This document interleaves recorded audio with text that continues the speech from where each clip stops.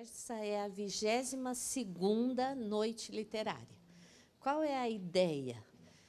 Quando a gente começou a organizar o projeto pedagógico que ocuparia a Biblioteca Padre Charbonneau, a gente sonhou para este lugar, um lugar que promovesse também encontros sobre livros, sobre literatura e outros campos do conhecimento, para a comunidade de pais, mães, amigos, ex-alunos, alunos do ensino médio, porque a gente já tem feito um trabalho bastante intenso durante o dia com a educação infantil, ensino fundamental 1, fundamental 2, médio e cursos noturnos. Nós temos hoje aproximadamente 3.400 alunos nestes 5 segmentos.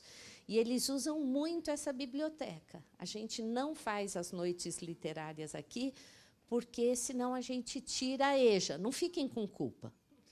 Mas aí a gente fez isso hoje e falou, vamos fazer a primeira na biblioteca para lembrar também os sentidos que tem ocupar esse lugar com adultos, leitores, estudiosos e pesquisadores da leitura. Sejam todos muito bem-vindos. Meu nome é Débora.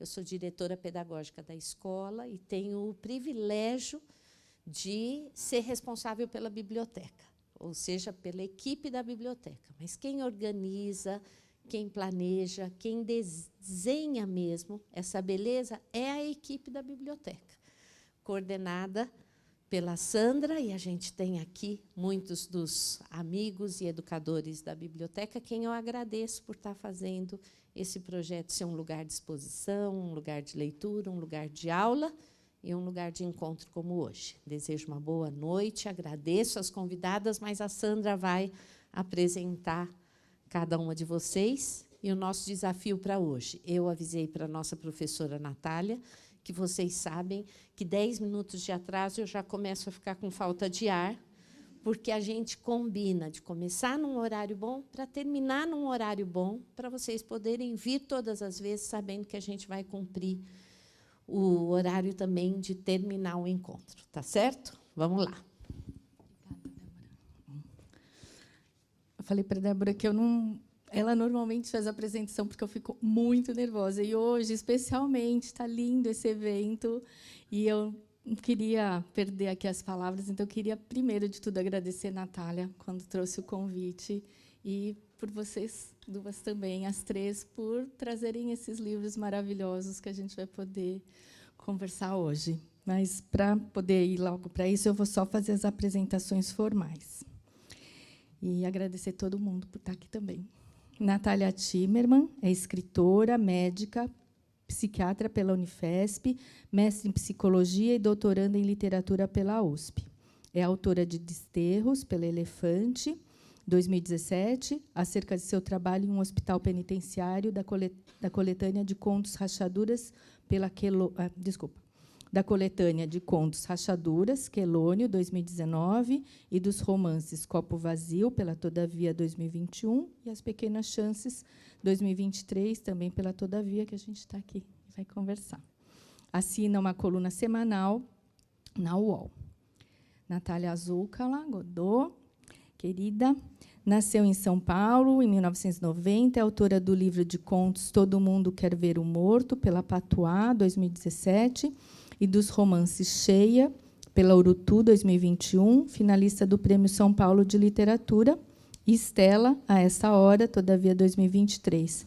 Formada em Letras pela FEFELESH da USP, e é também dramaturga, professora e está em formação como psicanalista pelo Instituto Sede Sapientia.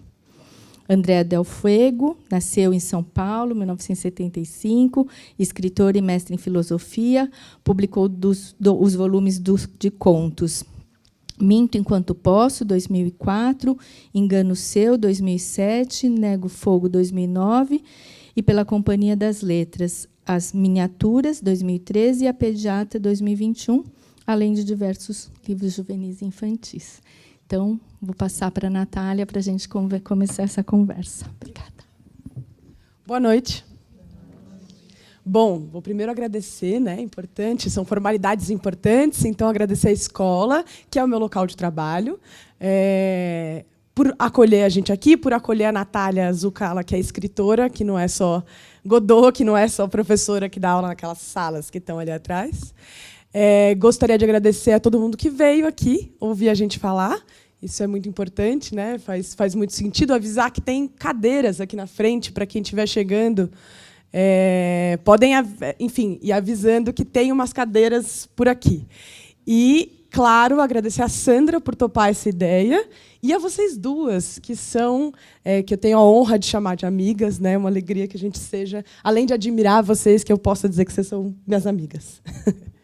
Então, bom, eu tive essa ideia em algum momento quando a Sandra...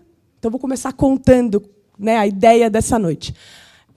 A Sandra, então, ano passado, em 2023, em novembro, eu lancei o Estela Esta Hora, esse livro que a gente vai discutir aqui hoje. E a Sandra disse, por que você não faz um lançamento lá na escola? A gente faz um negócio, faz um debate. Achei muito boa a ideia, mas achei melhor ainda se eu pudesse convidar minhas amigas. Falei, mas e se a gente chamasse outras 2 pessoas que estão escrevendo sobre dentro de um campo parecido com esse que eu escrevo, falando sobre medicina, sobre morte, ao mesmo tempo, né, a Andréia um pouco antes, posso chamar? Ela falou, claro. E aí eu falei, acho que tem a ver Estela Esta Hora, As Pequenas Chances e A Pediatra juntos. Então, esses 3 livros, independente de nós sermos amigas, que é uma brincadeira, os 3 livros têm a ver. Às vezes, tem esses livros que a gente vê circularem na mesma época, que, por algum motivo, eles têm coisas em comum. E acho que a medicina é um tema quente, é um tema que está em pauta. E aí, aproveitando isso, vou fazer a primeira pergunta relacionada a isso. Aliás, antes, eu estou aqui como escritora para falar do Estela Esta Hora, mas eu também vou mediar a conversa da gente. Então, a gente vai conversar aqui, eu vou tentar fazer uma mediação, eu preparei algumas perguntas que eu também vou responder. Quer dizer, vai ser um papel meio esquisito. Eu dou aula aqui às 7h20 amanhã, eu estou muitas aqui, né? Mas eu vou a uma primeira pergunta para a gente se apresentar, ou melhor, para a gente apresentar os livros. E a primeira pergunta é sobre esse tema, quer dizer, como é que a medicina foi parar na literatura de vocês? A Nath, eu sei que tem uma história com a medicina que tem a ver com a escolha profissional dela, né? A Andréia, a gente já conversou muito sobre as nossas questões com a medicina, mas queria entender dela como foi essa decisão de, então, escrever com uma personagem médica. E aí, enquanto vocês fizerem isso, se vocês puderem apresentar um pouco o livro, contar um pouquinho do que conta cada um desses livros para a gente iniciar o debate. Bora? Quem quer começar? A médica começa. Boa noite. Obrigada à escola, que foi a minha escola, né? Eu também sou ex-aluna do Colégio Santa Cruz, então é um prazer enorme estar aqui também por isso. Muito obrigada. Zu, são muitos, para mim ela é azul. São muitos nomes, são muitas Natálias. E obrigada pela generosidade de dividir seu lançamento com a gente aqui. E Andréia, mais uma vez, no palco. É uma delícia, né? Uma conversa, enfim, vocês vão assistir uma conversa entre amigas, né? Basicamente, sobre literatura. Bom, eu comecei a... Quando me perguntavam, o que você quer ser quando você quer ser? Eu falava, eu quero ser escritora. Mas eu fui fazer medicina. Meu pai era médico, e aí, quando eu estava estudando aqui nessa escola, vestibular, o que você vai prestar? Eu estava na dúvida, medicina, jornalismo ou letras? Aí meu pai e minha mãe, presta medicina agora, qualquer coisa você sai depois. Né? Está tudo fresco agora na memória, depois... Tá bom. Aí eu, tá bom. Sabe essa coisa assim? Sei lá, você está com 16 anos, 17 anos, enfim. E sem entender muito, né, o que vem pela frente. E aí acabei entrando, fiz um ano de cursinho ainda, entrei na Unifesp. E aí comecei a estudar medicina e falei, gente, que horror, que coisa horrível. eu odiava, assim, era terrível. A primeira prova era uma prova de biofísica, eu acho, e eu tirei 1,16. Eu ia bem aqui no Santa Cruz. Eu tirei 1,16. Tinha entrado na Paulista, né? Aí eu fui falar com meu pai, não está rolando. Eu tirei a mesma nota que uma paraguaia que está fazendo intercâmbio e não fala português. Tipo, verdade, pior que é verdade. Aí passou um tempo, eu era aquela aluna estranha que ficava lendo, sabe, assim, e que não prestava atenção na aula, ficava lendo livros de literatura, assim, ficava lendo. E aí, quando eu estava indo para o segundo ano, e aí no vestibular falei, prestei letras, vou prestar letras. Aí quando eu terminei não sei, gente, enfim, também estou vindo de umas noites de insônia, aí meu filho está doente, falando do tema. Então, me perdoem aí, já sou um pouco desconexa, então hoje vai ser um pouquinho mais. E aí, quando fui para o segundo ano da medicina, que, gente, embaralhou tudo. Escola, aqui, não sei o quê, tudo, o tempo dobrou, assim, sabe? Estou tentando organizar. E aí eu fui prestar letras, né? E aí comecei a fazer letras junto com a medicina. E aí eu falei, nossa, tem uma obrigação que pode ser legal. Eu preciso ler As Mil e Uma Noites. Eu preciso ler Otelo. Você sabe do que estou falando, né? Você também. Era muito bom. Só que aí, quando eu estava no terceiro ano da medicina, eu fui para o Xingu com a faculdade, participar de um projeto. E foi uma viagem muito transformadora para mim. Fiquei 3 semanas lá. E foi uma viagem que mudou tudo, em muitos sentidos, mas acho que o que cabe dizer aqui é que eu, naquela viagem, falei, eu vou terminar essa faculdade, eu vou ser médica, porque ser médica também é muito legal. Mas continuou sendo sofrido. Eu parei de fazer, eu fiz concomitante letras e medicina por um tempo, parei, porque falei, não, vou terminar, aí comecei a me dedicar, comecei um pouco melhor, né? Senão não ia rolar. E aí, no 6º ano, a aula de psicologia médica, por que você escolheu medicina? Eu falava, eu ainda não escolhi. Não demorou para eu falar, escolhi. E aí, na última hora, acabei decidindo por psiquiatria por influência de um amigo que estava fazendo residência em psiquiatria. Mas eu lembro que todo mundo estudando para a residência, e eu lendo os livros da FUVEST, não vou prestar letras de novo, assim, querendo a literatura. Mas aí eu me encantei com a psiquiatria, de fato, assim. É um mundo, e eu acho que tem muita relação com a literatura, porque assim, são jeitos de você viver outras vidas que não a sua própria, né? Os livros e a clínica, né? De sair de si mesma, estando em si mesmo. E aí, quando eu enfim, fiz a psiquiatria, e meu primeiro livro ele é justamente o encontro desses dois, né? Dessas duas Natálias. Porque eu trabalhava no hospital penitenciário, estava fazendo mestrado, e aí eu mudei meu mestrado para, enfim, ser sobre o hospital, e isso acabou virando meu primeiro livro, que é o Desterros, História de um Hospital-Prisão. Obrigada. E eu também tenho um carinho grande por esse livro, né? Porque ele, enfim, é o começo de tudo, né? E aí, acho que um pouco. E aí, como Pequenas Chances, né? Faltou o Pequenas Chances. Bom, Pequenas Chances fala sobre medicina, fala sobre 2 médicos, né? Eu, que na verdade não sou eu, é uma personagem que se chama Natália, mas não coincide exatamente comigo. E o pai dessa personagem, que se chama Natália como o meu, né? E que é médico. Só que esses 2 médicos eles estão do lado oposto da medicina no momento do livro, porque essa figura do médico, que é o pai da Natália, está doente, está para morrer, né? Está com um câncer terminal e é um paciente de cuidados paliativos, né? E é assim que o livro começa.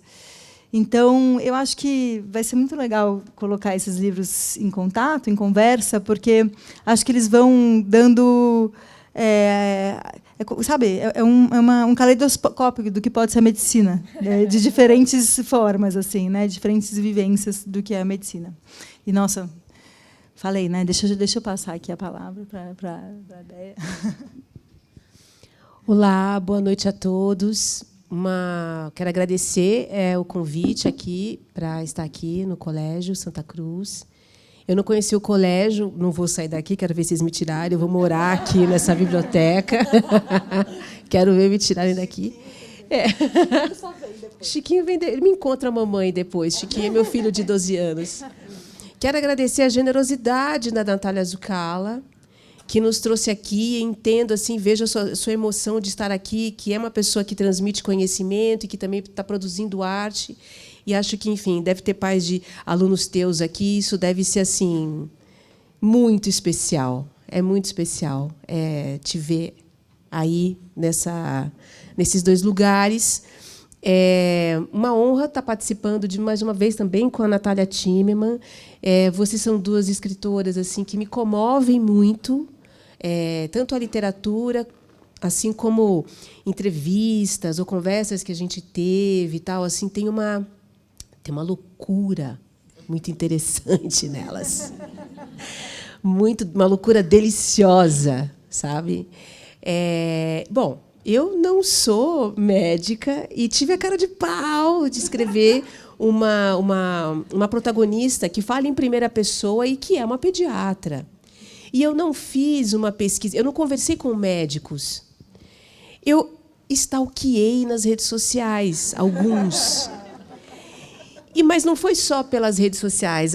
Uma coisa muito, muito interessante mesmo é que, bom, eu sou hipocondríaca forte e sempre gostei de ler sobre doenças, achando que eu tinha todas, aquela coisa toda. Sempre gostei muito de ler sobre doenças e eu entrava em grupos. Isso passou, a pediatra escrever a pediatra, fez alguma coisa terapêutica que eu não tem coisas que eu não faço mais em relação à hipocondria, por exemplo. Só novas. Eu gosto muito de farmácia, óbvio, e eu ficava sempre que tinha pessoas. Você ficou no passado, sempre quando havia pessoas na minha frente, eu ficava de olho para ver qual remédio a pessoa estava comprando. E minha memória é muito ruim. Então, eu olhava no celular, rapidinho, no Google, para o que servia o remédio. Porque até chegar em casa eu ia esquecer. E aí eu tenho um data perdizes, que em perdizes as pessoas sofrem de hemorroide e depressão. E, enfim, não faço mais isso. Já é uma cura. Estamos aqui falando de cura. O depoimento de cura. Gente, mas é muito bom essa especulação, é muito maravilhoso. Mas, enfim, e aí eu entrava em coisa do passado também, em grupos de Facebook de doenças crônicas que eu não tenho, minha família não tem e não conheço alguém que tenha. E eu gostava de ver, mas tinha que ser doença de verdade, não dá para ser coceira, tem que ser doença. E aí o relato assim de paciente, sabe, de doença crônica, porque todo mundo era um pouco médico de si, porque é um assunto da vida. A troca de médicos, conhece todos os exames, lê um hemograma, sabe disso, sabe daquilo. As pessoas com doenças crônicas que fazem um grupo é porque é para discutir isso mesmo, né? Uma pessoa que está muito ligada para entender o que está acontecendo, né? O que pode fazer, além do grupo de apoio mesmo, para a manutenção disso, né? Emocional disso. E aí, a fala desses pacientes era muito empoderada, parecia uma fala de médico, fala que eu não conheço, porque eu não tinha convívio com o médico, mas aquela apropriação da palavra, sabe? Foi dali que eu tirei. Uma apropriação da palavra que não é do meu conhecimento. Olha que perigo. Só que não é perigo nenhum na literatura, né? Na literatura não tem esse perigo.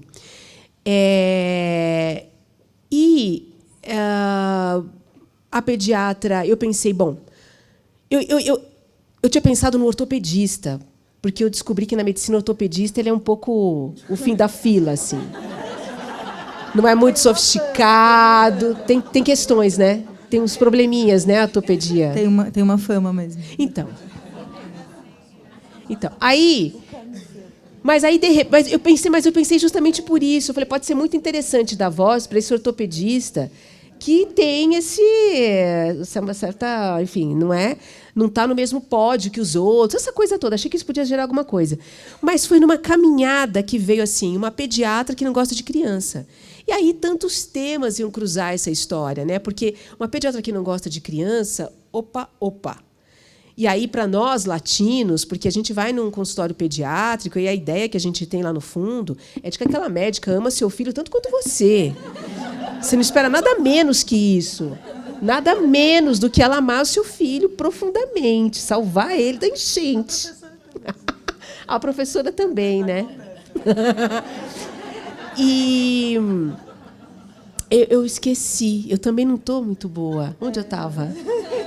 Gente, vocês não estão bons. Você espera. Olha, gente, que bom. Eu vou te falar o que você estava. Putz, esqueci já. Alguém aí pode ajudar? A pediatra que não gosta de criança, não. Mas aí estava em algum... Não, você espera que... Sim. Obrigada, queridas. E aí essa mulher, eu falei, bom, a trama está resolvida aí, porque se você acha uma coisa que vai gerar a trama. Eu falei, não preciso mais me preocupar com trama, porque é só a pediatra não deixar de ser pediatra e nenhum dia voltar a querer atender crianças. Então, era só deixar escorrer. E eu precisava achar a primeira fala dela, porque era em primeira pessoa e tal. E aí foi quando eu comecei também a procurar perfis, né, de médicos online, no Instagram e no Twitter. No Twitter, as pessoas são muito confessionais. Eu não sei o que acontece naquela dinâmica, que tem uma confissão ali, como se ninguém fosse ler você. E no Instagram tem uma postura, tem uma luz aqui assim, né? A pessoa dá um ângulo bom dela ali, né? E no Twitter isso é uma coisa mais despachada. E aí, no Twitter, eu encontrei aquelas coisas assim, que você está procurando, acha, sei lá. Encontrei residentes de pediatria que estavam fazendo residência de pediatria naquele momento nas clínicas. Não posso dizer mais nada para identificar, mas... E aí eu falei, essas pessoas elas estão doentes, esses jovens eles não estão bem. Assim. Era remédio para dormir, remédio para acordar, remédio para digestão, remédio para respirar, detestando a pediatria loucamente. Quero sair daqui, socorro. Um desespero, adoentados, assim. E essa questão que eu acho que vai cruzar, e depois eu vou jogar essa bola para você, que é assim, quem cuida de quem cuida, que é uma questão que passa pelos cuidadores, né, de idosos, por exemplo, é uma coisa que tem até campanha no SUS, né, para cuidar de quem cuida, mas essa formação e esse cuidado, onde fica, né, esse lugar? É tão sensível e delicado isso. Isso, por um lado, perceber que a pediatra podia falar como uma pessoa que não está bem, que tem as suas questões e que tampouco vai procurar ajuda. Procura ajuda é um total de 0 ajuda, ela não vai atrás de ajuda. Ela acha que ela vai dar conta, ou dane-se se não der conta também. É quase uma coisa... E no Instagram, as pediatras, não todas, veja bem, mas algumas, e essas eu peguei assim, porque elas faziam um perfil, como não é a criança que acessa esse serviço, e é a mãe, então algumas utilizavam o perfil no Instagram como se fosse uma espécie de dermatologista. Então, assim, era o jaleco com um bom tecido, tinha um rosinha, tinha um bordado, tinha um broche, uma coisa, tons pastéis no fundo da sala, tinha, às vezes, um livrinho, um abajur, para atrair a mãe, né? Que é a criança. E uma fala muito cor-de-rosa, dizendo... Eu lembro de um perfeitamente, assim, que era assim, a gente vai entrar agora na fase das crises respiratórias do inverno, algumas dicas para as mamães e tal, tal, tal. Super afável, conversamos aqui. Só que aí, quando as mães começaram... Óbvio, você olha na internet, uma pediatra diz assim, vamos conversar? Uau, todas as mães vão lá e dizer, olha, espirrou 2 vezes. Né? O que está acontecendo com o meu filho? O que acontece? E aí ela era super bruta na resposta. Aí eu falei, pronto, né? Catei, peguei. Eu falei, vou pegar esse lugar, né? De uma louca deliciosa. Eu escrevi esse livro em 1 mês. Isso não é uma coisa que acontece, não é. Isso é um acidente na minha vida literária. Escrevo há mais de 20 anos, publico há 20 e assim, isso nunca aconteceu, não vai se repetir, é uma pena. Mas eu escrevi assim, salivando, assim, por quê? Para jogar a bola para você, Zuca, aqui. Só para ter uma comparação, no livro anterior, meu primeiro romance, é sobre a história da minha família em Minas Gerais. Meus bisavós morreram eletrocutados por um raio que caiu na casa deles. E deixaram órfãos o meu avô e os meus tios-avós.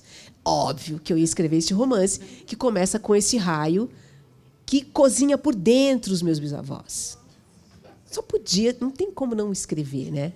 Mas isso era assim, eu escrevia numa certa oferenda. Eu até depois queria jogar isso para você. Numa certa oferenda, porque, inclusive, as pessoas têm os nomes próprios. O livro é dedicado aos personagens dessa história. Eu troquei os nomes para conseguir escrever e depois voltei aos nomes de registro deles. Porque eu estava escrevendo para eles, era para eles. Uma conversa com eles. Era uma carta. Uma carta. E a pediatra, não faço a menor ideia de quem seja essa mulher. Assim. Então, era um lugar de enunciação do texto, que acabou por mudar o texto também, o caminho do texto, que era assim, estou escrevendo uma personagem que não sabe que eu existo. Ela não sabe que eu estou aqui. Eu estou flagrando uma pessoa andando por aí. E era um tom assim, era quase de uma fofoca irrecusável, sabe? Então, isso... E é ver muitas camadas fora, né? Assim, de não fazer parte da medicina de nenhum modo, mas fazer parte só como paciente. Mas depois eu comento sobre um grupo que comecei a participar depois da pediatra, que é um grupo de apoio à hipocondria. Não é. Não é. É o Genan, eu acho, meu querido Hélio Plapla, que está chegando aqui, ele faz parte do grupo, é o médico, professor de cirurgião. Hélio, eu já estou assim, batendo os tambores para a sua entrada triunfal. E é o Genan, que é um grupo de estudos de literatura narrativa e medicina. E aí, enfim, só para... por exemplo, um dos estudos da Andrea Funchal, uma pesquisadora do grupo, era entender que ouvindo a fala de pacientes de qualquer especialidade, idade e tal, que talvez ali pudesse ter o quê? Um gênero literário da fala do paciente. Aí eu o quê? Pirei. Porque isso é maravilhoso. Mas aí podemos depois... Zuca, tudo bem? Tudo bem. Teu caminho com a Estela. Antes disso, pessoal, tem lugares aqui na frente. Eu estou vendo que tem uma galera atrás. Quem quiser vir para frente, tem 2 aqui, 3 aqui. Então, pode vir quem estiver aí atrás, principalmente se não estiver escutando bem, né?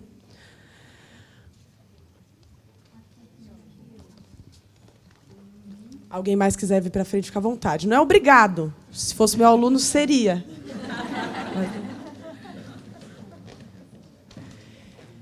Então, vamos lá. Boa noite. Eu sou Natália. Eu também sou hipocondríaca. Achou? Mas eu sou, sim. Na verdade, eu sou um tanto hipocondríaca.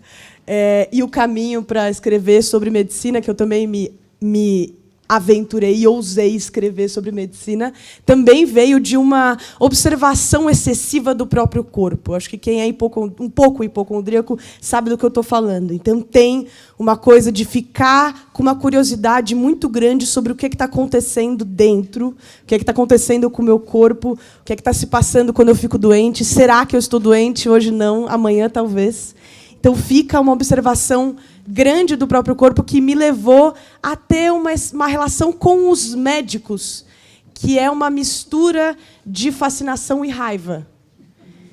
Então, para mim, médico, a ideia do médico, dessa figura, para mim, um tanto fáustica, que é aquele sujeito que resolve que ele vai lidar com a vida e a morte, que ele vai curar doenças, que ele vai saber o que está acontecendo dentro de você e você não. E ele vai demorar para te contar. Tem isso também que, às vezes, os médicos fazem. É uma coisa que me fascinou e sempre me fascinou um tanto sobre a medicina. E, ao mesmo tempo que eu tinha essa fascinação pela medicina e pelos assuntos médicos, né, aquilo que o médico fazia, abrir, medicar, diagnosticar, observar, eu também fui observando com decepção um conservadorismo que me parecia que não combinava com o que essas pessoas faziam. Então, na minha cabeça idealizada, eu adoro idealizar as coisas. Na minha cabeça de idealização da função do médico, daquela pessoa que diagnostica, não fazia sentido ele ser uma figura muito conservadora. Não fazia sentido para mim. Falava, mas como pode ser que ele cuide das pessoas e, ao mesmo tempo, ele tenha um discurso, às vezes, preconceituoso, às vezes... Como a gente ouve, às vezes, na mídia, né, gente? Não tô falando aqui da minha cabeça, tá? Eu estou falando de experiência com paciente, mas estou falando também de notícias que aparecem sobre médicos que falam barbaridades para os seus pacientes, machismos, racismos e afins. Então, ao mesmo tempo, uma raiva dessa figura que sabe de tudo, que eu acho que consegue fazer tudo, que consegue curar, que consegue diagnosticar, mas, ao mesmo tempo, como pode ser que me trate assim numa consulta de 15 minutos, fale essas coisas para mim? De 10 minutos, fale essas coisas para mim? Então, a literatura também pode ajudar a gente a se vingar, né? Eu falei, então tá bom, então eu vou falar. Só que eu não quero falar do médico que já está bem, que está ótimo, que está ganhando muito dinheiro, que tem o seu consultório ali em Higienópolis e ganha muito dinheiro, às vezes nem ganha tanto, né? Mas ganha dinheiro no nosso imaginário. Não, eu quero um médico que esteja numa situação que seja um pouco precária. Eu quero um estudante de medicina. E um estudante de medicina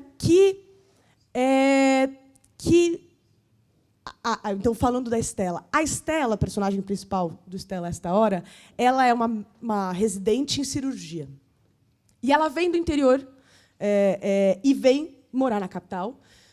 Ela está prestes a ascender socialmente, mas ela ainda não ascendeu socialmente. Quer dizer, ela está no período da residência, que é aquele período pós-faculdade que você escolhe uma especialização. E aí você fica estudando aquela coisa e atuando naquela coisa dentro de um hospital. Então, a Estela ela é residente em cirurgia e ela quer ser cirurgiã gastro do aparelho digestivo, que é aquela galera que pega o povo estrupiado no hospital, né? Chega o cara com uma facada, chega o cara que teve um acidente, chega o cara que... Ela pega essas pessoas e, teoricamente, é com esse público. Então, eu queria que ela fosse uma residente. E ela mora numa pensão. Ela vem do interior e ela mora num pensionato perto da universidade. E ela está prestes a ascender socialmente, só que ela não ascendeu socialmente ainda. Residente ganha mal, que foi uma coisa que eu fiquei chocada quando eu comecei a pesquisar. Então, eu fui pesquisar. Tem uma parte da carreira médica que você ganha mal. E é nesse momento que se formam esses caras que depois a gente vai ter raiva porque acha que eles estão tratando a gente mal. Então, eu queria saber do ovo da serpente. Eu queria ver aquele momento em que a formação do médico o corrompe. Porque eu falei, mas não é possível que todas essas pessoas que me atenderam, todos esses médicos que me atenderam, e mais alguns médicos que eu convivi, lidam com a vida e a morte das pessoas. Deveriam ter uma sensibilidade imensa e são pessoas que tratam a gente desse jeito. Tem alguma coisa que faz com que essas pessoas se direcionem para esse lado. E, no caso do Brasil, um conservadorismo que tem raízes aí políticas, vídeo que foi acontecendo aí com a classe médica nos últimos anos, como ela foi se revelando uma classe mais conservadora, né? Eu quero saber onde é que esses caras se transformam nisso. E aí eu entendi que era na residência, muitas vezes. Nem sempre, mas na residência. A residência é um período em que os médicos estão sob condições de trabalho excruciantes. Uma coisa horrorosa, gente. Uma coisa horrorosa. Uma coisa que eu não desejo para ninguém. Os caras não dormem, os caras passam horas trabalhando, ganham pouco. E se você vem de uma condição social que não é de uma família com grana, nesse momento você sofre, porque é um esquema um tanto militarizado. É um esquema tanto militarizado de trabalho. Então, eu entrevistei médicos, eu fui atrás de cirurgiões pedindo ajuda para a Nath, que me ajudou nessa hora. Fui atrás de cirurgiões e pessoas que trabalhavam no hospital. E eles foram me contando o esquema de trabalho da galera da residência. E é um esquema de trabalho, e é uma forma como eles se tratam, né? A forma como os residentes, os preceptores, que são as pessoas que ali, de alguma maneira, mandam e ensinam os residentes, porque os residentes ainda estão estudando, um esquema que inclui humilhações, que inclui um regime de trabalho torturante, que inclui tratar muito mal mesmo essa galera. Eu falei, bom... E aí eu escutei de uma das pessoas que eu entrevistei, é o pior ano da sua vida. Mas depois disso passou. E eu entendi, é o pior ano da sua vida, em que as pessoas te fazem sofrer o inferno, e depois você faz o inferno com os outros. E aí eu falei, bom, tem um tanto... E aí, claro, você vai entendendo coisas conforme você vai pesquisando. Tem um tanto que a desumanização do médico, para minha surpresa, é muito importante para ele ser médico. Então, uma pessoa que atende pacientes que, com alguma frequência, vão morrer diante dele, não dá para ele ter muita pena de todo mundo, certo? Senão ele trabalha um dia, no dia seguinte ele não volta. Principalmente esses médicos de hospital. Mas tem um tanto que eu domino essa linguagem sobre o seu corpo e sobre o que está acontecendo com você e eu não vou te contar. Eu lembro quando a minha mãe, acho que esse foi outro disparador para eu escrever esse livro, minha mãe teve uma pancreatite aguda a partir de uma pedra na vesícula. Tirem as pedras nas vesículas de vocês, se vocês tiverem, para que isso não aconteça. Minha mãe teve uma pancreatite aguda, quase morreu na UTI, porque a pedra da vesícula foi para o pâncreas. Eu quase morri junto, minha mãe. Estava ali no hospital, ninguém me respondia nada. Eu falei, eu já sei o que eu vou fazer. Eu vou ligar para o meu amigo médico e vou falar para ele vir aqui. No momento que meu amigo médico entrou e falou, eu sou o doutor Santana e eu gostaria de ver a paciente Seiza, que é minha mãe, os médicos falaram tudo para ele de uma forma que eu estava entendendo. E eu fiquei, mas como é possível que você falou tudo isso para ele e não falou para mim? Então, acho que um pouco eu fiquei obcecada com o poder do médico. E o poder corrompe, certo? O poder pode corromper. E aí eu quis fazer esse livro sobre essa residente para tentar entender esse momento em que o médico, da formação do médico, em que há uma desumanização, em que ele vira, então, esse sujeito que depois a gente se incomoda, que não explica as coisas para a gente direito. Enfim. E a Estela, então, é uma residente, e esse livro ele conta o período em que ela está nesse momento excruciante de residência. Mas ele não fala só disso, ele fala de uma pessoa que está em meio a descobertas. Ela é do tipo dessas médicas que não se enturmaram com a turma, mas que viviam estudando, que ficavam o tempo inteiro na pensão, enfim. E aí ela conta também um momento da vida dessa médica em que ela está numa descoberta importante da vida amorosa dela. Acho que eu vou falar isso, tá bom. E é isso. Vou agora ir para mais uma pergunta, ok? A gente vai fazer o seguinte, a gente vai falar o que a gente quiser, certo? Podemos ignorar as minhas perguntas. Se a conversa for andando, a gente ignora o que eu planejei, beleza? Mas como eu planejei, e eu sou professora, vamos a mais uma pergunta, tá bom? Bom, em 2020, 2021, com a pandemia, a gente passou por um momento em que todos tivemos de nos aproximar de assuntos relacionados à medicina e à saúde. Agora, com a dengue, novamente, a gente se vê pensando em transmissão de doença, vacina, prevenção. Eu sei que alguns dos livros, né, o seu também, né, Nath, começaram a ser escritos antes da pandemia, certo? Então, os 3 livros aqui começaram a ser escritos antes da pandemia. Mas eu fiquei com a impressão de que tem um interesse maior na medicina por parte dos leitores. E que existe, não é à toa, que nós 3 escrevemos livros relacionados a esse universo nesse momento. Então, o que eu queria perguntar para vocês é se vocês acham que, de fato, as pessoas estão mais afim de ler sobre medicina, ou se esse sempre foi um tema fascinante, e se isso impactou a recepção da obra de vocês. Vocês acham que a pandemia e o interesse das pessoas por doença, uma certa hipocondria generalizada, que não passa só por nós, fez com que as pessoas quisessem mais ler os livros de vocês?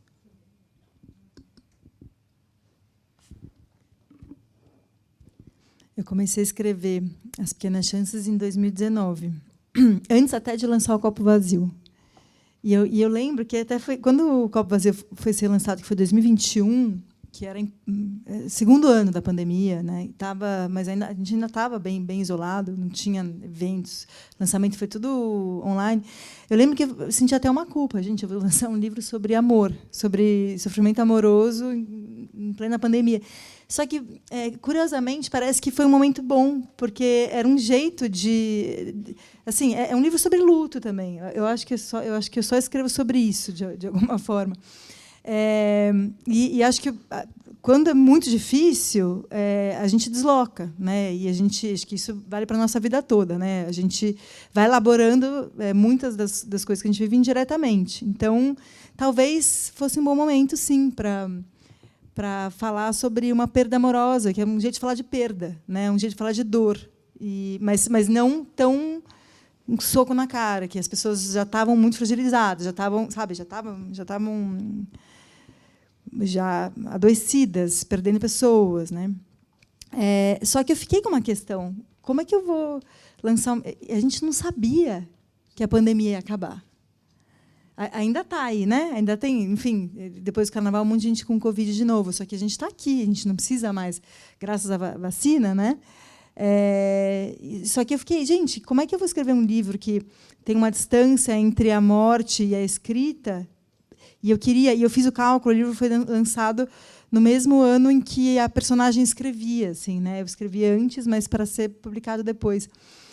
E eu fiquei com esse dilema: como é que eu faço? Máscara? Sem máscara?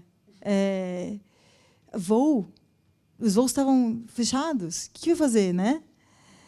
E aí eu falei, bom, vou fingir que não existe a pandemia, assim, sabe? Porque não cabia no meu livro, assim, não dava. Porque a morte do meu pai foi antes, e meu pai era infectologista, né? Então eu vivia a falta dele também nisso, até agora, enfim, agora dengue. Filho doente, eu sinto, e eu também sou hipocondríaca, e médico hipocondríaco é pior, gente, porque médico sabe o que pode ser, é um horror, é um desespero. Meu pai tinha toques diferentes para cada filho, o meu era uma ambulância. A Nath ligando era uma ambulância tocando, assim, sabe? Porque era sempre, enfim, misturando um pouco, já que a gente pode, misturando um pouco com o que você falou, Déia, eu escrevi também para o meu pai, né? Sinto muita falta de poder ligar, pai. E agora? Ele está com 39, quase 39 de fé, pai, de madrugada. Para quem que eu vou ligar de madrugada? Os meus amigos médicos, coitados. Nenhum deles é o meu pai, né?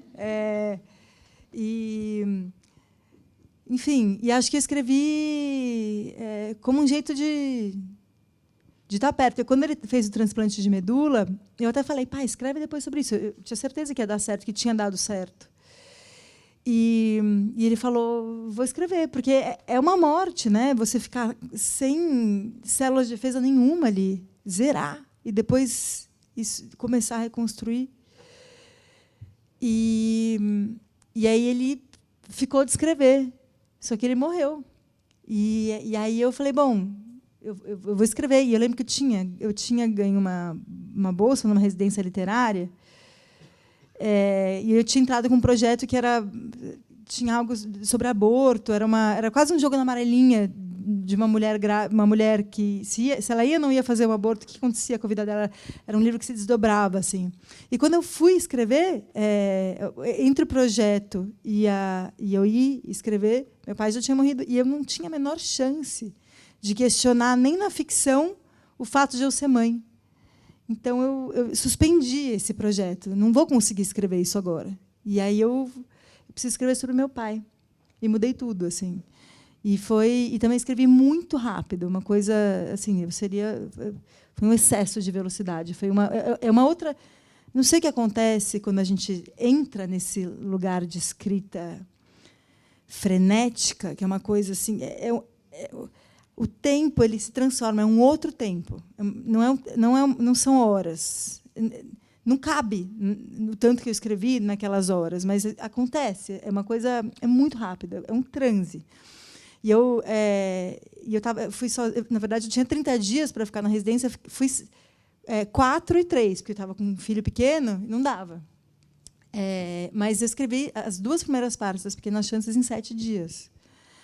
À tarde, só, porque de manhã eu lia. Era a vida... Gente, de manhã eu lia, Aí eu ia para o mar, ou andar de bicicleta, voltava, sentava, e aí eu dava uma de agora eu preciso exibir, que eu fui para a Noruega e sei falar Knausgård, o Knausgård, né? Enfim, não sei, o norueguês que escrevia 10 páginas por dia, e eu falei, eu vou escrever 10 páginas por dia de Word. Né? E era assim, eu sentava, e algo se abria e eu escrevia, assim, sabe? E escrevia chorando, escrevia, organizava as coisas que minha irmã tinha mandado, dos relatos dela. Algumas coisas eu sabia aonde ia chegar, outras não. Então, enfim. E aí isso foi em 2020. E aí eu fui encostar nesse livro depois, em 2022. Foi isso? Eu lancei... Gente... 23 eu lancei, né? Então, foi 2022, eu acho, que eu fui, de novo, viajar, porque eu acho que eu preciso sair. Essa coisa de ser médica, ser escritora... qual que é a grande dificuldade? É o tempo. Não dá tempo. E mãe, né? É muito difícil. É uma administração de culpas. Eu já falei isso em outros lugares, porque quando eu estou fazendo uma coisa, eu não estou fazendo outra. Né? Eu sou só uma pessoa, o dia tem só 24 horas.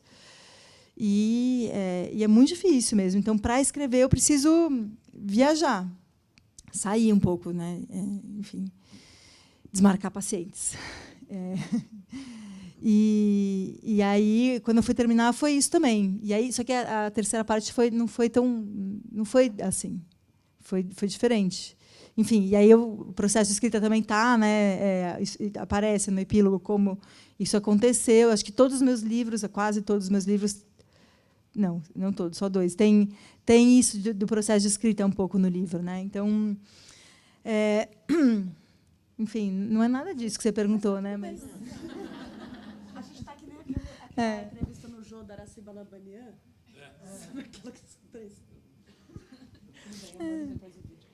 Eu acho que é isso. É isso. Não, também não estou... Disso eu não estou me sentindo mal. Então, enfim, Bom, eu estava ouvindo vocês, eu fiquei pensando assim comigo. Eu acho que eu sempre estive numa pandemia, porque hipocondríaco está sempre a perigo. O perigo está à volta o tempo inteiro, sabe? Olha, não, sério, foi uma coisa, bateu um insight, não estou brincando, assim. Porque quando teve um conforto estar em quarentena, e depois veio um desconforto que foi sair da quarentena. Muito obrigada pela sessão, eu adorei. Um insight aqui. Até semana que vem, obrigada. Mas eu vou comentar, já que a gente pode sair, assim, dessa relação com o médico, assim, quando que eu conheci a medicina narrativa, antes de escrever A Pediatra. E acho que tem uma influência do que aconteceu. Eu dou oficinas literárias há mais de 10 anos e sempre dei em muitas unidades do SESC. Eu estava no SESC Vila Mariana. E aí eu havia passado um exercício e tal, e daí um jovem se aproximou, muito cordato, muito delicado, dizendo, olha, eu estou tendo dificuldade para fazer os exercícios, queria que você me desse algum... Ele queria uma coisa assim com ele, assim, sabe, que ele tinha muita vergonha de ler os textos, isso é comum, mas tinha um a mais, assim, sabe? E aí, eu, conversando com ele, disse, não, eu estou aqui, inclusive, porque eu entrei em contato com a medicina narrativa. Eu fiquei já muito impressionada só com o nome, com o termo. E aí, então, ele me escreveu depois, eu pedi, pode me dar, então, esses eu queria saber mais, né? E aí ele me passou vários arquivos enfim, falando sobre medicina narrativa, enfim, da portuguesa Rita Charon. Ela é médica, ela resolve fazer letras depois. E ela resolve fazer estou falando aqui a grosso modo, inclusive o grupo Genan tem um podcast chamado Ciência Poética, e que estão lá, os dois fundadores, que o Cadu, o Carlos Eduardo Pompilho, que é médico, todos são da USP, e a Fabiana Carelli, que é da literatura comparada, também da USP. Eles que fundam o Genan. E o Ciência Poética, vocês, quem ficar muito curioso, pode ouvir e tal. E está tudo lá, e vocês vão se apaixonar. Essa médica resolve, então, propor um exercício para os residentes, que para os seus alunos, então, que fizesse um prontuário literário dos pacientes. Não só havia o prontuário literário. Para isso, teria que ter uma noção literária, né? Que é essa escrita sem beira, nem eira. Você acabou de falar eu vou dizer surto, não é surto. Num transe, exatamente. E aí juntava então esses dois prontuários para pensar, inclusive, em prognóstico, para pensar o paciente, né? E aí no final eu me lembro disso assim, então assim, diminuiu-se assim não tanto, mas diminuiu um pouco os dias de UTI do paciente e diminuiu assim 60% o estresse médico. Mas aí tinha essa coisa de como, então, eles precisavam fazer oficinas, né? Então, com professores de literatura para escrever. E esse médico estava lá ele estava tentando fazer isso, fazer o prontuário literário dos seus médicos. E ele era um dos cuidados paliativos. Então, depois eu quero falar disso. Dos cuidados paliativos. E aí, a experiência dele de escrita era uma coisa assim... muitos rodeios, assim, sabe? Tinha um lugar ali da própria medicina, um segredo, um juramento que era impossível romper na literatura. E como na literatura, quem escreve aqui, acho que e quem lê também, acho que sente isso muito. A Natália disse assim: tem a Natália no livro, mas não é a Natália, porque tem um desvio, tem uma traição, tem uma infidelidade à própria biografia, E isso era para ele assim algo impossível, sabe, de chegar. Mas ele foi indo. Depois comecei a ver que chegavam cada vez mais médicos nas oficinas. E isso tem uns 8 anos. E eu me lembro muito bem de uma anestesista que ela estava... Então, os textos dela eram assim... muita cristaleira, muita tâmara guardada nas cristaleiras... Sabe, uma mesa bem posta, E eu pensando comigo, o repertório desta mulher, ela causa a morte provisória das pessoas. Esse repertório está onde, sabe? E aí ela escreve um texto, eu me lembro, e isso era presencial, a gente ficou todo mundo assim em volta dela, assim, sem saber muito como lidar com aquilo. Ela escreve, então, um texto sobre o que é o medo de todo mundo, que é acordar durante a cirurgia. E ela escreve isso do ponto de vista da anestesista, que, segundo ela, ficava no banquinho com as coisinhas aqui. Então, era uma coisa assim de olhar os passos do cirurgião aqui por aqui, de assistentes e tal, e uma coisa caótica, e ela lidando com aquilo, estando, enfim, tendo que passar uma segurança, sim, que ela tinha. Então, ela tinha um ponto de vista assim, muito seguro, lidando com o caos. Mas era coisa... Imagina, saiu da tâmara, saiu da mesa posta, saiu da... Sabe? Foi, assim, ela entrou assim, pegou a tâmara e tirou o caroço da tâmara. E tudo isso me chamou, assim... Enfim, fiquei muito apaixonada por esse trânsito, né? De pessoas que estão muito perto, quando você diz, né, o médico é aquela figura que está do outro lado da mesa e sabe uma coisa sobre você que você não sabe. E é um veredito, uau, assim, né? Essas coisas das palavras, a palavra de um juiz, né? A nota de um professor, o diagnóstico de um médico, né? E acho que a pandemia trouxe essa... Acho que muitas pessoas começaram a relativizar também o próprio diagnóstico. A duvidar disso, aquilo outro, internet, o Google Doctor, que é péssimo, entende? Então, assim, pacientes que chegam já dando o seu próprio diagnóstico, toda essa coisa acho que aconteceu meio com a pandemia também, né? Mas queria só comentar uma experiência também. O Genan, então, que eu conheci através do Ciência Poética. Quando eu ouvi a palavra medicina narrativa, eu falei, uau, tem um grupo aqui no Brasil que estuda essa história. E aí comecei a ouvir, conheci o grupo. A Fabiana Carelli, na pandemia, estava dando um curso sobre medicina e literatura na pós da Letras, online. Me inscrevi, fiz como aluna especial. E especial não, aquela aluna que não vai levar nada, não é nem especial. A ouvinte, a pobrezinha ouvinte. E, enfim, nunca mais saí de lá, O Hélio, que faz parte, está ali atrás, nunca mais saí.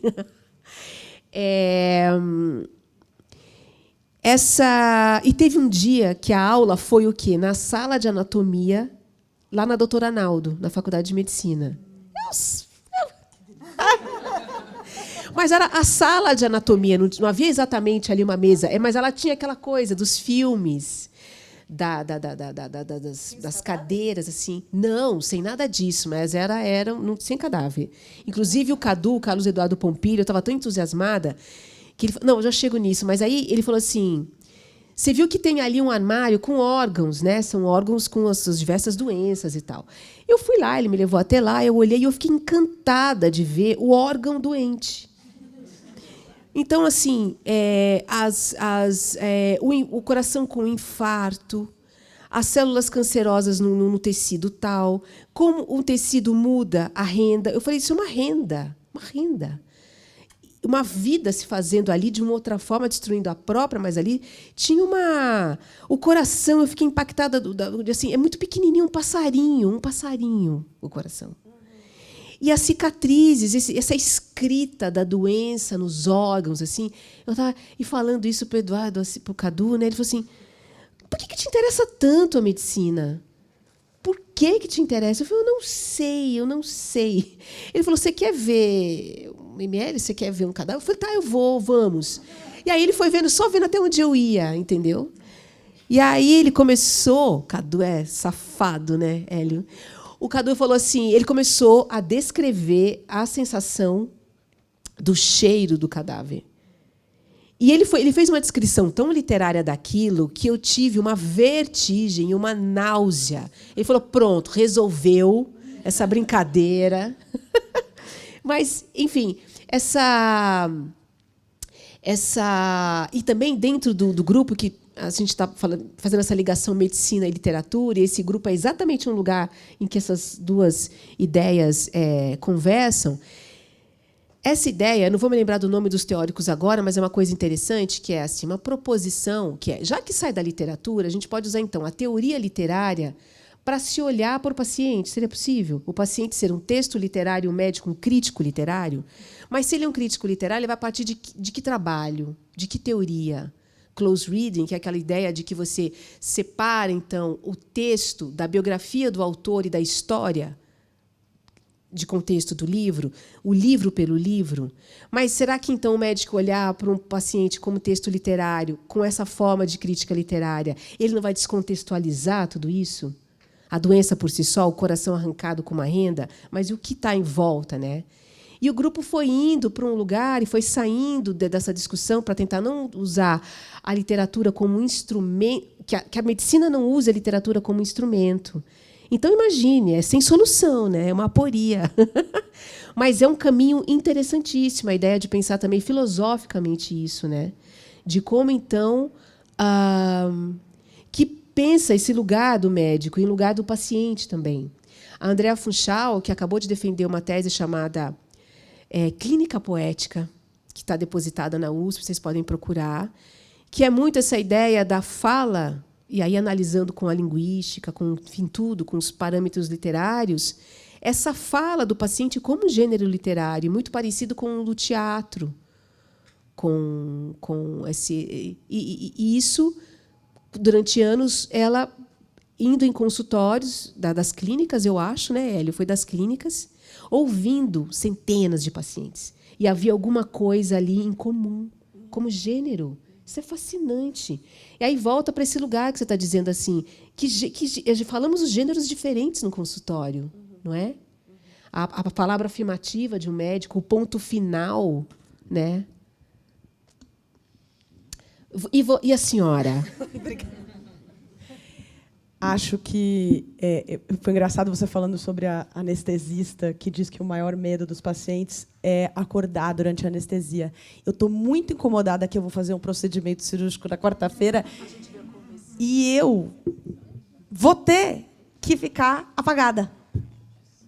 Eu estou incomodada com o contrário.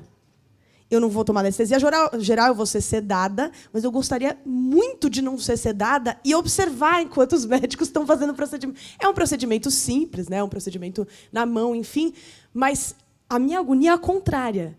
É a agonia de estar sedada enquanto vão mexer no meu corpo. Por que eu estou aqui me entregando pessoalmente? Porque eu fico achando que essa fascinação com o próprio corpo, que é propriamente hipocondríaca, e esse poder do médico, eles têm um diálogo com o que é escrever. Porque, assim, tem uma arrogância brutal do escritor, que é o sujeito que diz: eu vou aqui, com licença, viver a vida de outra pessoa. Vou dizer como essa pessoa pensa, vou dizer como essa pessoa fala, vou dizer quem é a mãe, o pai, a família e tudo que está em volta dessa pessoa. É uma arrogância imensa, ainda bem, mas é também uma fascinação por abrir os outros. Dá licencinha que eu quero abrir. Tem uma coisa, vocês certamente sentem isso, que é aquela sensação de quando você conhece alguém que você fala: nossa, eu queria tanto escrever sendo essa pessoa. Entender essa pessoa que está falando desse jeito aqui na minha frente, que está fazendo esse gesto, como será que essa pessoa pensa? Como será que é a família dessa pessoa? Então, essa fascinação por abrir o corpo do outro, que é de onde surgiu a Estela, eu acho que ela é muito da literatura, do escritor. E eu acho que ela é do médico também. Que é, ao mesmo tempo, uma fascinação e uma arrogância de viver uma outra vida. No caso do escritor, não sei se no caso do médico, mas aquela coisa, aquela sensação de você poder se salvar de você mesmo, porque você vai, por um tempinho, viver um outro, ouvir um outro. Na clínica psicanalítica, isso acontece muito. De você estar 1 hora ouvindo alguém, você passa aquela 1 hora naquela escuta daquilo que aquele paciente está trazendo, e aquilo também te salva de você mesmo. Né? Então, escrever, ao mesmo tempo, fez com que eu pudesse viver a minha hipocondria e um pouco me salvar de viver a minha hipocondria. Eu não queria só escrever uma médica, né? Eu queria escrever uma cirurgiã, alguém que abrisse corpos, alguém que filetasse o sujeito ali de dentro. E uma das coisas que me fascinou, de novo, essa fascinação pelo poder do médico, pelo poder da palavra do médico, foi quando eu descobri, que é a primeira frase do livro, que, por dentro, os órgãos não são tão bem definidos assim. Então, um dia, alguém me contou. Sabe que, quando você abre uma pessoa, não é igualzinho o modelo anatômico? Às vezes, demora um pouquinho mais para você reconhecer. O médico, óbvio, vai reconhecer muito rápido, mas você que não é médico, você não vai reconhecer aquilo tão rapidamente. Não é que você vai abrir e você vai falar: claro, olha ali, aquela outra coisa ali. Para quem não está acostumado com aquela linguagem, que é a linguagem do médico, aquilo não é tão simples. Aquilo não é tão visível. E aí começou a me encantar a ideia do que o médico rapidamente vê, o médico rapidamente identifica, o médico rapidamente lê no paciente. Né? O médico bate o olho, aquilo que você diz que você sabe, que você identifica. Então, o médico bate o olho, ele olha para você e, às vezes, ele rapidamente diagnostica certas coisas ali. Eu lembro uma vez um médico que, falando comigo ao telefone, me disse: você é ansiosa. Falei: ele falou, tem que tratar. Aí eu: tá bom, desculpa, viu? Eu estou olhando ali para a Débora, e a Débora está olhando para mim, e ela está me dizendo que o tempo está acabando. Tá tudo bem? Eu estou aqui pensando para onde é que vocês vão terminar uma coisa difícil. É isso que está me dando agonia aqui. Eu tenho uma sugestão, vou falar uma coisa. Eu tinha aqui, uma das coisas que eu queria pensar é sobre esse aspecto que eu estava dizendo, então, do escritor e do médico, de brincar com a vida dos outros, de brincar de conhecer a vida mais do que os outros, de querer conhecer a vida mais do que os outros. E uma das coisas que muitas vezes a gente escuta, né? Então, tem 2 coisas que a gente escuta sobre literatura. Uma delas é que a literatura tem uma função quase medicinal, né? Que a gente escreve, não sei se eu concordo com isso. Mas a outra é que escrever literatura é uma forma quase de fazer arte, é quase uma forma de sobreviver à morte, nesse assunto que a gente não entrou tão diretamente aqui hoje. E eu queria saber se vocês concordam. Já vou falar o meu, porque aí não precisa encerrar comigo, encerra com vocês. Mas eu acho, sim, que o meu desejo de escrita passa por esse quase controle de uma vida que sobrevive a si mesma, né? Assim mesmo. Uma vida que deseja permanecer em palavra escrita e deseja permanecer em outras vidas que sobrevivem à própria vida. Eu crio um personagem que é alguém que sobrevive à minha morte. Volto no lugar da arrogância e do poder que a gente, às vezes, se coloca como escritor. Que tem que ser, ao mesmo tempo, uma arrogância e um poder, e tem que ser, ao mesmo tempo, a maior humildade de todas. Porque se a gente não quiser se livrar da gente mesmo para escrever, se a gente não se fascinar absolutamente pela vida do outro, e eu acho que o médico também, se não se fascinar absolutamente por aquilo que está tratando, ele não cura e a gente não escreve. Se a gente não se fascinar absolutamente pelos personagens que a gente cria. Né? Então, esse misto de sei que vou morrer, sei que não duro muito, e, ao mesmo tempo, quero sobreviver a esse tempo curto que é essa vida aqui, nessas muitas pessoinhas que eu quis povoar o imaginário das pessoas com elas. Né? Bom, enfim... Vocês podem ignorar. Você queria falar sobre cuidados paliativos? Né? Eu vou. Então, mas eu acho que o bonito é que na literatura, e acho que também na medicina, cabem muitas coisas e muitos contrários, porque eu entendo o que você diz, mas eu não concordo. A maneira como eu escrevo. Eu acho que eu escrevo a partir justamente de uma impotência. Né, a escrita é uma procura. Eu não escrevo como médica. Eu escrevo como aquela que não sabe, como aquela que precisa investigar, como aquela que vai atrás, e não para saber, porque eu acho que a literatura não dá essas respostas, mas simplesmente porque eu preciso escrever, porque não tem outra coisa que eu faço. Você falou da literatura como medicinal, para mim é maldicinal, é uma maldição, né? Porque ela transtorna a minha vida. É muito legal, é uma delícia estar aqui, mas, desculpa, né? Só que isso aqui não é literatura. Não é. Né? Eu acho, pelo menos, acho que tem uma literatura falada, mas assim, a maior parte da literatura ela acontece em silêncio. E que é tanto a escrita quanto a leitura, né? Então, e nem sempre é fácil. Escrever, em janeiro, eu tirei férias como psiquiatra, mas não como escritora, e li. Eu falei, gente, eu lembrei, eu adoro ler, eu gosto muito mais de ler do que escrever. Escrever é árduo, é difícil, isso não sei se acontece com vocês também, quando você sabe e não sabe o que você vai escrever, né? Você sabe e não sabe, e é um mergulho que você vai dar, você não sabe onde você vai chegar, e na verdade você sabe mais ou menos, mas é as palavras que você tem que achar que vão te dizer o que você vai escrever. E esse momento ele é muito assim, ele tem algo de doloroso ali também, e ao mesmo tempo depois que isso acontece eu fico meio eufórica, não sei se vocês ficam assim também, uma coisa meio algo fica muito revolvido ali, um transtorno mesmo, assim, sabe? Então eu não vejo como arrogância, sabe? Talvez até por isso eu me use como personagem. E não acho que a literatura do eu, que se chama de autoficção, seja pode ser dita como narcisista, mas acho que tem muito também talvez de se ofertar mesmo, assim, né, para algo outro. E aí, agora falando da medicina e da morte, né, e dos cuidados paliativos, que acho que o meu livro fala muito disso.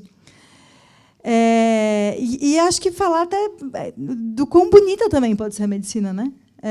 Que tem muita coisa terrível, assim, e na formação de ser terrível, e de uma desumanização, né, de uma brutalização, que eu senti, por exemplo, isso está escrito no Desterros, que foi meu primeiro livro. Mas também, eu lembro que, quando eu estava vendo a capa do meu livro, As Pequenas Chances em Portugal, era um estetoscópio. Eu falei, gente, mas é muito óbvio. Aí minha amiga virou e falou, Natália, o estetoscópio é usado para escutar o coração. E a gente sabe disso. Mas é tão bonito, né? Você escutar o coração do outro. E o médico, eu lembro que esse amigo que me influenciou a fazer psiquiatria, ele falava, as pessoas contam segredos para os médicos, e as pessoas deixam o médico encostar no corpo delas. Isso, sabe? é algo que não acontece em todo lugar também. Então, a medicina, acho que tem esse lugar da vida e da morte, né? E acho que a beleza dos cuidados paliativos é saber que a morte está dada, né? E que talvez o problema da medicina talvez seja esse, dessa medicina arrogante, quando ela se faz arrogante, esquecer disso, como se ela pudesse salvar alguma coisa, né? Enfim. Mas a literatura temos, sei lá, Guimarães Rosa, Pedro Nava, Moacir Clear, alguns escritores médicos, né, que acho que também se aproveitavam desse encontro, né? Enfim. Eu acho que pendula nesse lugar mesmo que vocês colocaram, né? Acho que tem uma brutalidade de alguém que, enfim, a depender das condições de temperatura e pressão, pode levar a medicina como uma coisa funcional para ele mesmo. E também a arte da medicina. Eu acredito na medicina como uma arte, assim, porque precisa ler, né? Ler. E não é só um exame, né? Você lê um corpo. Lê, escuta, é uma voz, é uma.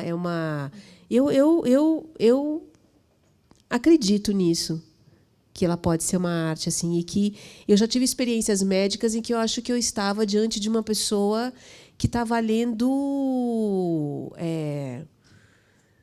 Não estava lendo só os meus exames de fato, assim. Não era só a leitura dos exames.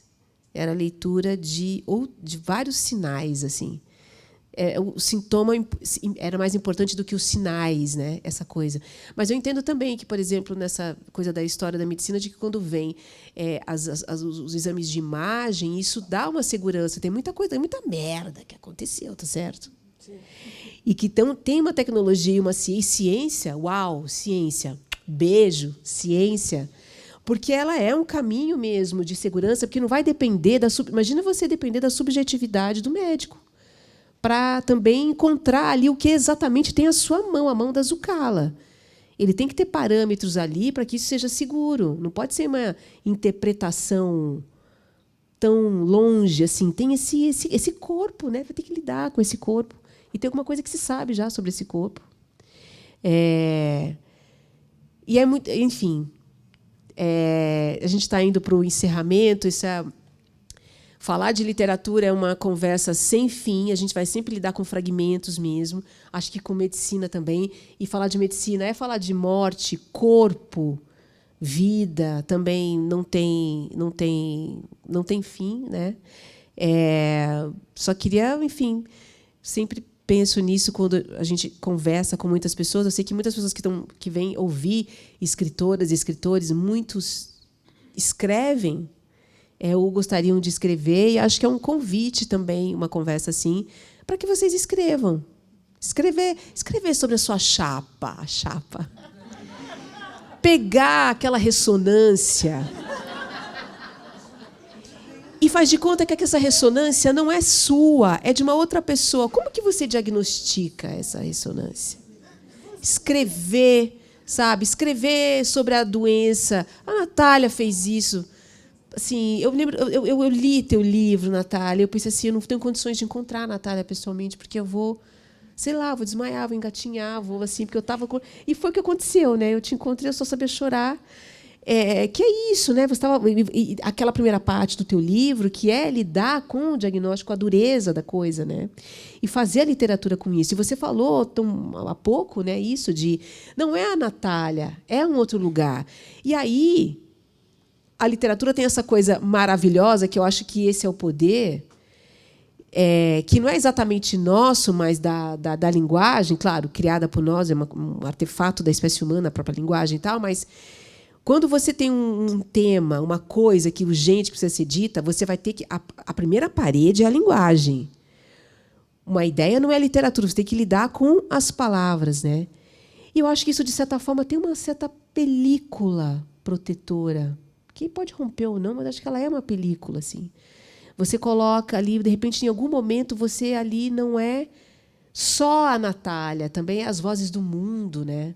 Enfim, porque você lida com palavras que são ditas por todas as pessoas, que está carregada de funções e de lástimas e de dores e de amores de todas as pessoas, né?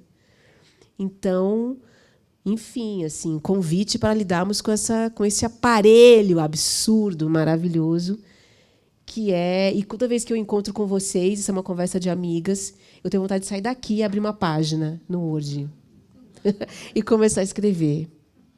Obrigada, Natália Zucala, por ter nos juntado. Obrigada a vocês. Obrigada.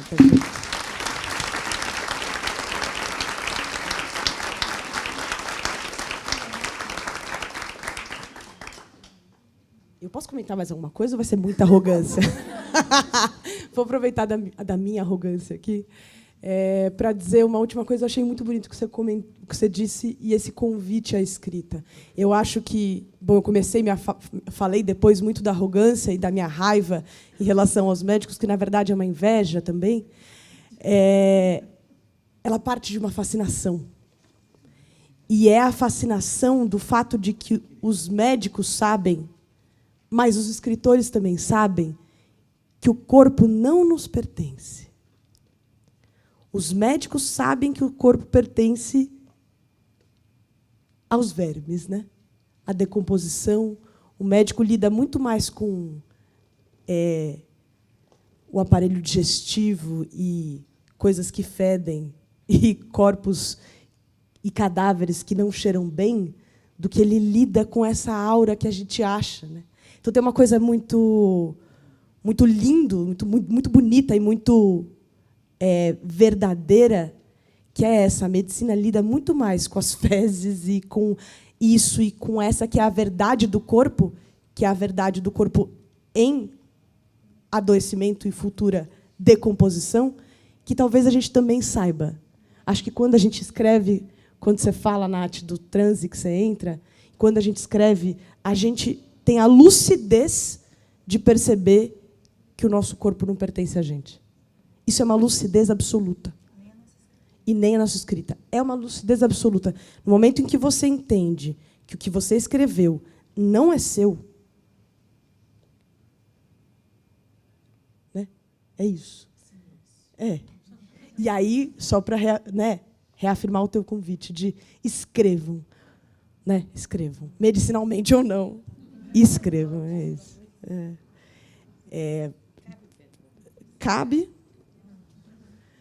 Cabem perguntas, disse Débora. Como fazemos, Débora? Passo o microfone? Passo. Então, irei. Já há um microfone. Quem quiser pegar, dou-lhe uma.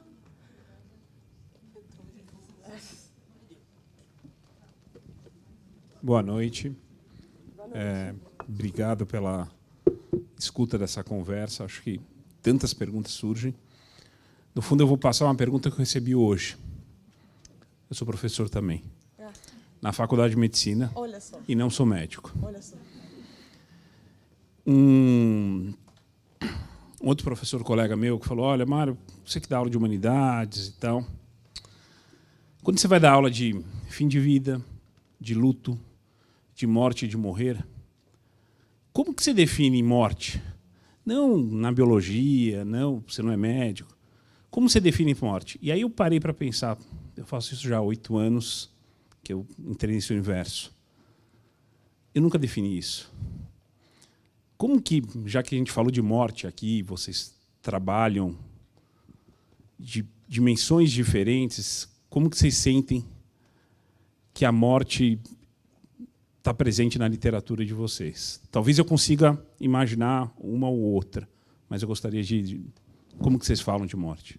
Nath, se eu posso te passar essa, porque... Por que eu vou te passar para a Nath? Porque no meu livro, no Estela, esta hora, tem ali um capítulo em que a Estela, que está morando ali na pensão, a dona Ana, que é a personagem mais inteligente do romance, que ela é diarista da pensão, e ela faz uma pergunta muito parecida com essa, e a Estela dá uma resposta que eu acho que seria muito melhor do que a minha. Quer dizer, a dona Ana fala muito melhor até do que a Estela. Então, eu vou te convidar a ler essa parte do romance. Mas, Nath, você acha?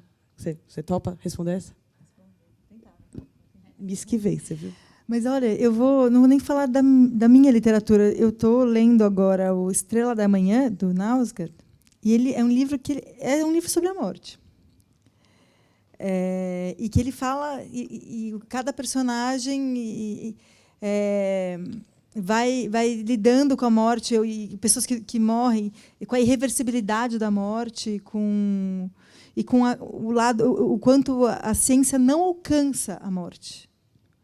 A consciência, porque a consciência da morte já não é mais consciência. Enfim, no meu livro até quando eu escrevo morrer não deveria ser o verbo, né? Morrer é o oposto do verbo.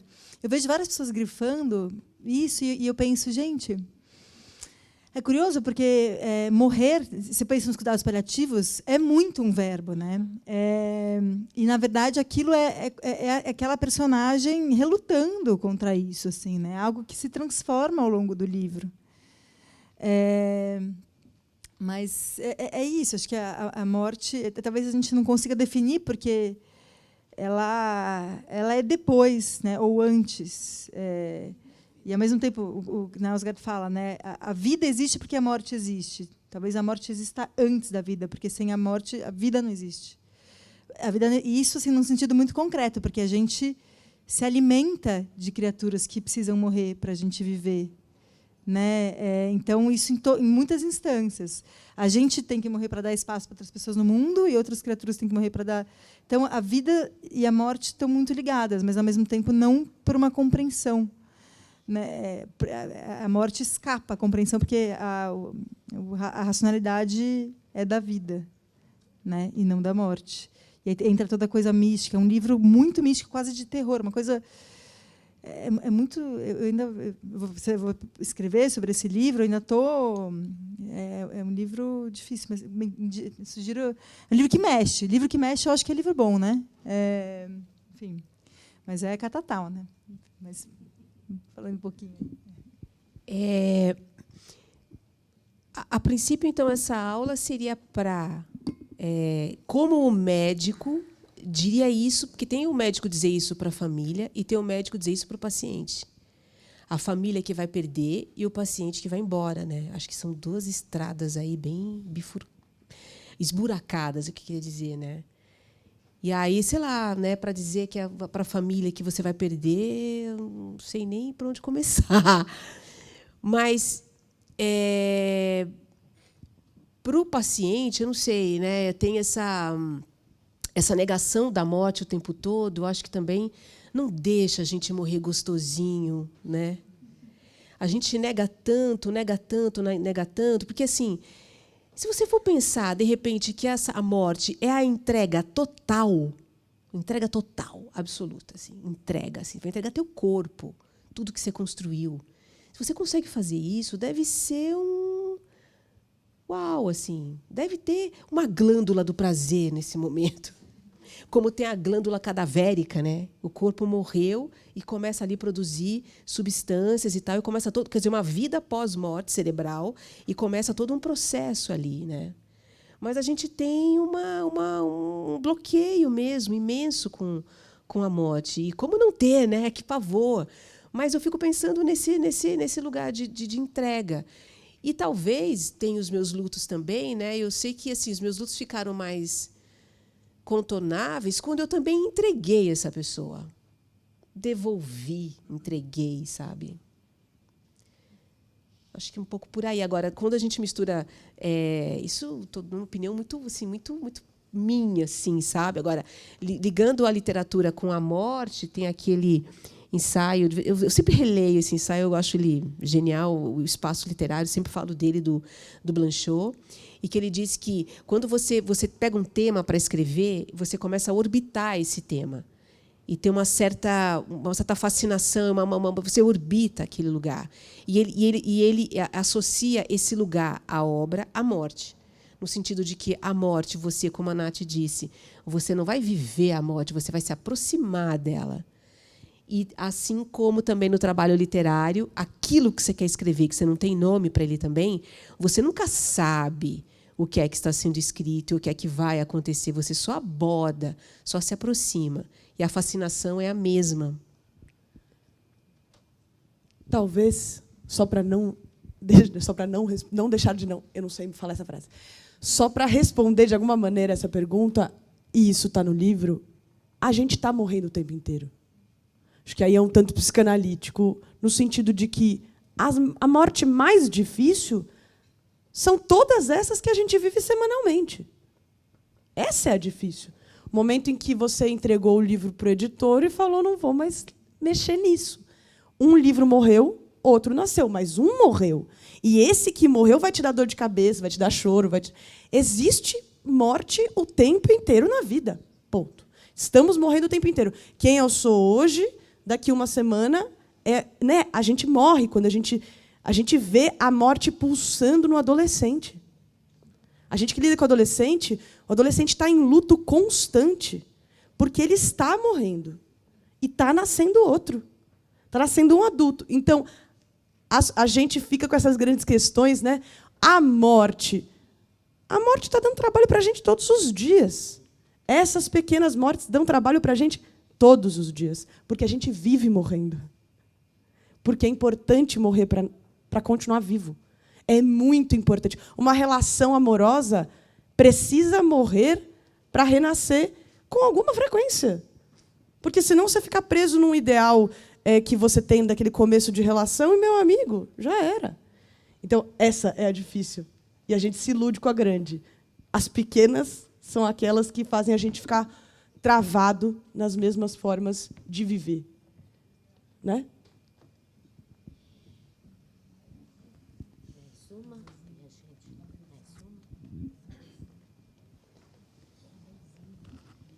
Oi, boa noite.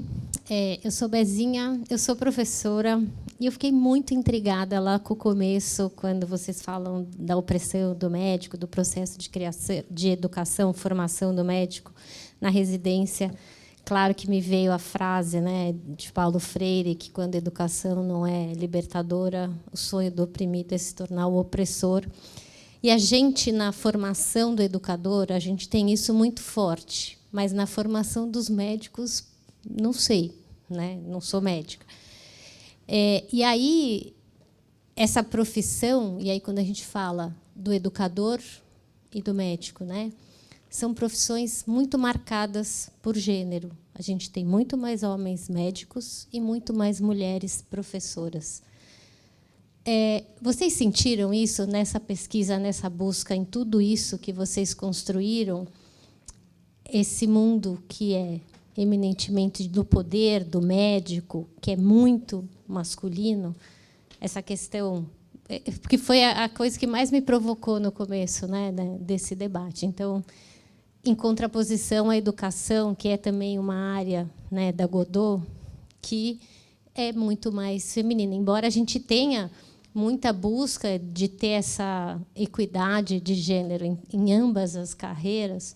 Mas acho que isso me provocou e eu queria saber de vocês. A Cecília tem coisas a dizer sobre isso, não? A Cecília, para quem não leu, é essa mulher, uma pediatra que não gosta de criança, e ela, eu escrevi ela pensando num homem. Ela tem autonomia sexual, ela tem autonomia moral, ela tem autonomia financeira. Ela desliza no mundo, desliza.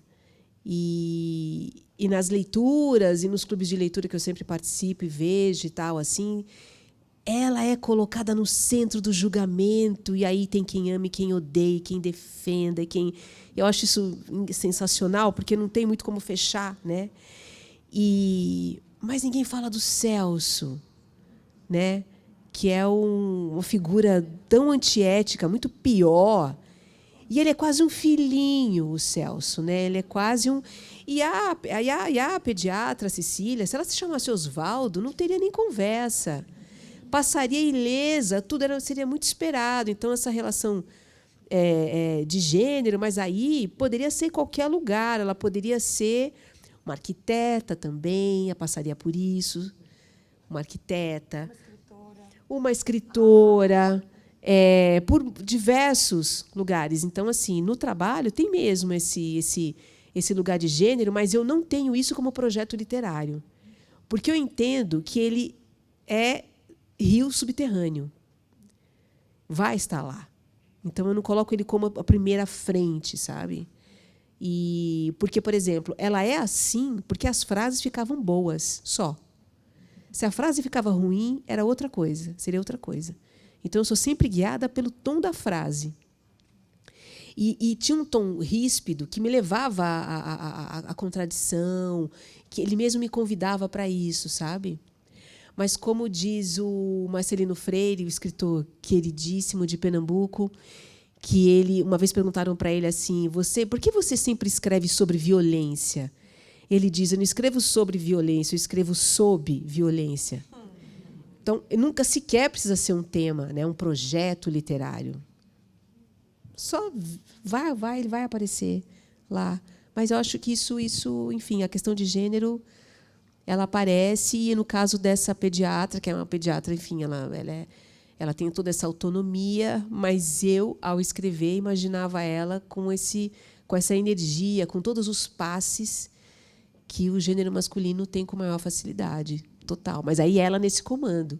E, no entanto, ela também não vai ser uma figura, porque é mulher, que ela vai ter, enfim, sequer o instinto materno, que ela não chega a ter, ela só é louca, com as loucuras, né?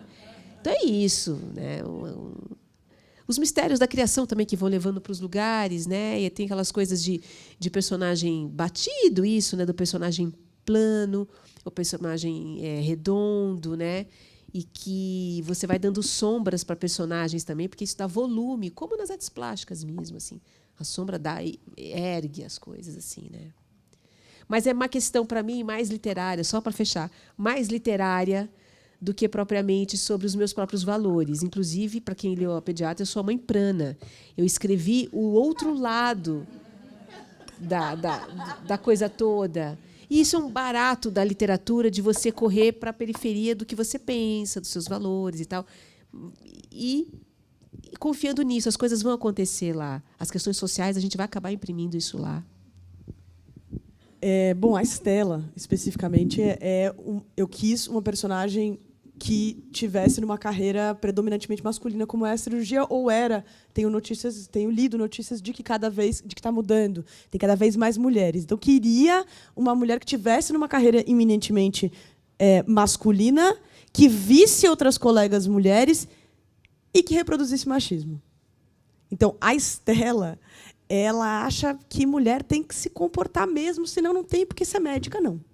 E volto a dizer não, repito o que a Andréa disse, estou escrevendo sobre alguém que não pensa como eu. E achando bom poder escrever este outro lado, que não é o mesmo lado em que eu estou. Então, a Estela reproduz uma série de preconceitos, só que ela cospe para cima e vai cair na cara dela. Então, ela está numa área muito masculina, na cirurgia especificamente, ela se incomoda com as outras mulheres, se incomoda com o comportamento das outras mulheres, repetindo aí a opressão que sofre, só que por motivos que aí eu não posso dar spoiler. Mas que é isso, cai na própria... Ela cospe para cima e cai na testa. Quer falar sobre isso, Nath? Só falar aqui. Acho que quando eu fiz medicina, eu entrei em 2000, saí em 2005... Acho que éramos ainda minoria, mas eu tenho notícias de que isso já se inverteu nos cursos de medicina. Você quer finalizar? Eu disse que eu tinha certeza que não tinha como acabar a noite de hoje. Eu estava olhando para a Natália e estava pensando como deve ser voltar para a escola, né? E está certo que esse prédio aqui é novo, mas, ao mesmo tempo, enquanto vocês falavam, sobretudo a Natália, eu pensava, quantos médicos tem aqui? Porque eu também não conseguia sair do corpo da diretora, que penso, nossa, o que será que eles estão pensando dessa conversa aqui o tempo todo? Depois eu vou ter que dizer, isso é só literatura, né? Mas eu estou dizendo tudo isso para dizer que hoje pela manhã eu mandei um videozinho para 2 diretoras aqui de curso, da Maria Rita Kel, fazendo uma distinção entre vivência e experiência. Vocês devem ter visto, porque a gente não está se dando o tempo, né? E, enquanto eu estava aqui, eu estava pensando, que coisa boa poder se dar o tempo de ouvir vocês em perspectivas próximas e, ao mesmo tempo, tão distantes. Porque, enquanto você falava, ela é professora. Ela é professora de texto. Ao mesmo tempo, como você volta para a literatura no doutorado, né? E aí você volta, né? Você nunca foi, mas que coisa bonita é como a experiência de vocês. E eu lembro bastante da Natália na época da pandemia. Então, eu confirmo a hipocondria dela aqui na frente de todos vocês. Mas que bom poder conversar, ouvir, e que bom dar o tempo que a gente precisa para ir entrando nesses caminhos. Então, que privilégio nosso de abrir as Noites Literárias de 2024 assim. Que privilégio, que ideia maravilhosa, que privilégio poder ter uma equipe de professores que vai gerando esse fio. Eu estou vendo gente que eu não conheço aqui. Geralmente, nas Noites Literárias, a gente vai encontrando a dona Eneida, vai vendo os amigos que sempre vêm. Então, voltem, a escola está aberta. Isso faz parte de um projeto grande da gente, é que talvez também, como com os médicos, a gente não esteja criando espaços de proximidade que não seja consulta para se conhecer. Eu estava pensando nisso. Né? A gente precisa se conhecer fora da reunião de famílias. Parece que é bacana, né? Quando a gente se encontra em espaços cada vez mais amplos que a gente pode conversar sobre a vida e as suas experiências. Não queria agradecer muito a essa tarefa de, nas férias, escrever, ou, nas férias da escritora, você é médica. Eu estava pensando nisso, quando ela... Isso, eu estava olhando e pensando como é que é esse lugar que vai ocupando tantas formas de ser. Né? Muito obrigada, Natália. Natália Cecília, não, que é a... Olha que coisa que veio aqui, que loucura. Agradecer de novo a Sandra, a equipe da biblioteca. A Sandra vai dar uma nota aqui. E a vocês, olha só que bonito a gente ter que pôr cadeira. Vamos todo mundo fazer narrativas médicas? Ciência poética. Vamos lá procurar esses lugares de romper as fronteiras entre a escrita, a vida, a saúde e tudo mais. Muito obrigada, viu, a todos e todas. É rapidinho. Queria agradecer mesmo de novo. Fiquei pensando muito assim, queria que continuasse, né? Porque foi uma delícia ouvir vocês e foi assim como ler os 3 livros. Foi muito interessante nesse mosaico. Ouvir também foi muito bom. Então, obrigada. Mas eu tinha esquecido, no início, de agradecer. A gente está falando desse evento super bonito, mas eu queria dizer que a gente faz esse evento com o apoio de muita gente, desde o pessoal da manutenção, da limpeza, o pessoal do teatro, a equipe do Raul. Eu não vou falar o nome de cada um, porque eu acho que eu corro risco de esquecer, mas super obrigada, que sempre está aqui. Obrigada, Raul. E as meninas da biblioteca que estão aí também apoiando. E a Movimento Literário, que está aqui embaixo. E agora, para quem quiser, as escritoras vão autografar ali embaixo os livros. Gente, super obrigada e até uma próxima.